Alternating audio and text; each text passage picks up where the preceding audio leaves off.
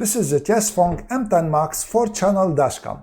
In this video, I'm going to show you what comes in its box. I'm going to also show you how to configure it. So I'm going to go through the menu and then I'm going to show you its application. But most importantly, we'll be reviewing its footage during the daytime and also during the night. And at the end, I'm going to tell you what I like and what I don't like about it. So let's start first by showing you what comes in its box. Let's open the box.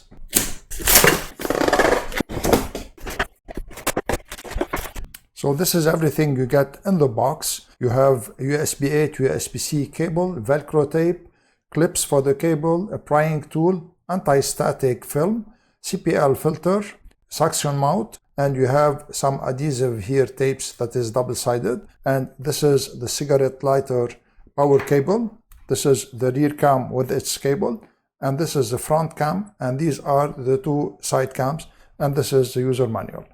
Let me show you now how to insert the TF card. So this is the TF card that came with the camera. Insert it here in the TF card slot and then push it in with your fingernail until it clicks in place. And to connect the camera, first this is the back camera. So you connect it here. And this is the USB-C connector for power. You connect it here. And now let me show you the menu of this camera. I'm gonna turn it on. As soon as you provide power to it, it will turn on and it will start recording. So here it is turning on and it started recording. To stop the recording, press this button here. And then to enter the menu, press the M button here for menu. To go in the menu here, you need to press this button to go to the right and this one to go to the back. And this is the OK. So let's see the IR LED lights now. So if you go into them, so they are on auto now, and the side cameras have infrared lights so that they can film in the dark. So let me go back by pressing the menu. And the next one is loop recording. So you can set it either 1 minute, 3 minutes, or 2 minutes. I'm gonna set it on 3 minutes for me.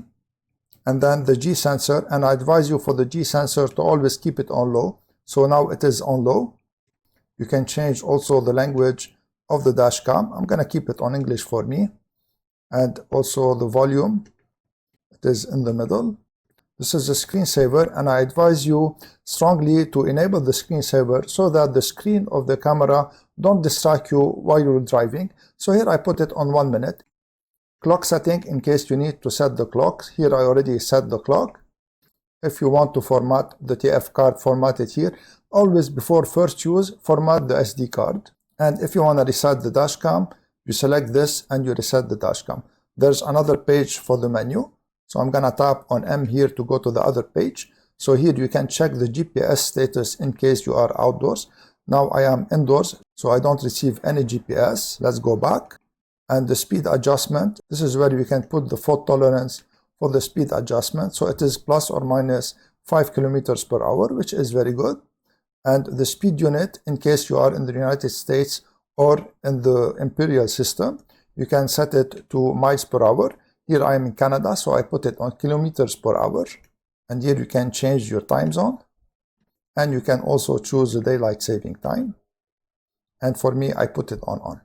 There is another menu for the playback. So to go to it, you need to go out of this one. So press M once and then press and hold M for a couple of seconds. And here's the playback menu. So here you can choose the video you want to play it, and then you can see it here, or you can delete it, and so on and so forth. So here I installed the dashcam in the front, and also I installed it in the back. And what I like about it is that these side cameras are adjustable like this. So you can tilt them like this, and also you can adjust them like this. This is the footage during the day. It is a sunny day with some clouds. And you see here, like with the shadows and the sun, the camera's picture is good. So it is a little bit artificial to my taste, but overall it is good. And the license plates can be read also. What I don't like too much is that because it is 24 frames per second, the video is not very smooth.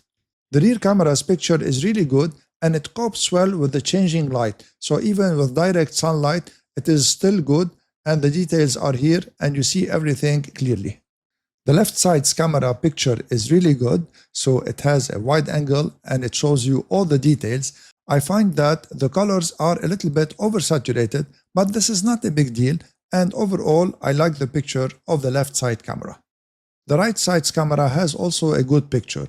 What I noticed here on this right side camera, and it also appears on the left side camera, is that the infrared in auto mode is not working very good. So notice in the windscreen that the colors are accurate, but on the window the colors are a little bit purple. But this is also not a big deal, and the important information is here, and the footage is quite good. At night, the front camera's picture is really very good, and this is thanks to the 1.6 aperture that lets in the light. So everything is clear, even in pitch dark, and here I am on the highway, and also the camera is really very good. For the side cameras at night, the infrared kicks in and it does its job, and it does it really very well. So even though the picture is black and white, everything is clear and you can identify everything in the picture. And this is true for the left and for the right camera. At night, the rear camera's picture is also good, and the colors are there and the details are there. The one thing that hinders a picture a little bit is the glare coming from the headlights of the cars behind you. But this is true with any dashcam also, and overall the picture is really satisfactory for the rear camera. Let me show you now how the application works. So you need first to enable the Wi-Fi on the dashcam. There are two ways to enable the Wi-Fi. Either you go into the menu and then you choose Wi-Fi here, and then you enable it with the arrows and then press OK. So now it is enabled. Or when you are out of the menu, what you can do is press and hold the OK button so that the Wi-Fi is enabled. So now I turned it off. I'm gonna turn it on back again. So now it is enabled. And on your smartphone, you need to connect to the network that is created, and you have the information of the network here. So let's go and connect to it. So here it is.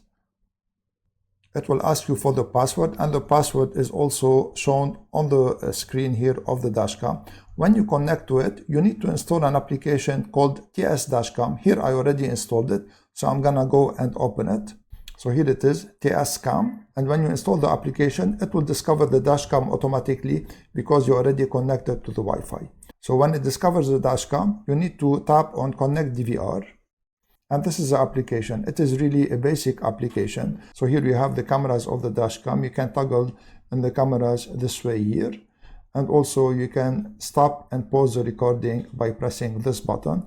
You can also take a snapshot, and you can see the recorder storage. So here you can see the different videos that you have in your dashcam. You can select the video. When you select the video, you can download it also. And also you can change some basic settings in the dashcam. So if you go to recorder settings, the settings are really very limited. So you can change the record duration, format the SD card, and change in the Wi-Fi here the name and the password. So now let me tell you what I like and what I don't like in this dashcam. I'm gonna start with the likes. I like the fact that it has 4 cameras, so it covers all the angles that you need to cover in your car. And also I like the fact that the picture quality overall of the lenses is really good, and also that the cameras, especially the side cameras, has large capacity of being adjusted, so you can adjust the angle to cover everything you need. And also I like about it that the package is complete. So you have an SD card in the package, and you have a CPL filter and all the connections you need to install the dashcam and start recording right away. Now what I don't like about it is that it's a little bit big, but this is understandable for a 4-channel dashcam. And the most important thing that I don't like about it is that if you want to enable the parking mode in this dashcam, you need to purchase an additional device that is a little bit costly. I'm going to leave a link for this device and for the dashcam in the description below. So this is, in my opinion, should be included in this dashcam. I hope that you liked my video and you found it useful. In case you did, please share it, subscribe to my channel, and give this video a thumbs up. I would really appreciate it. I'm Eloy from Stuff Around the House. I want to thank you all for watching, and see you in the next video.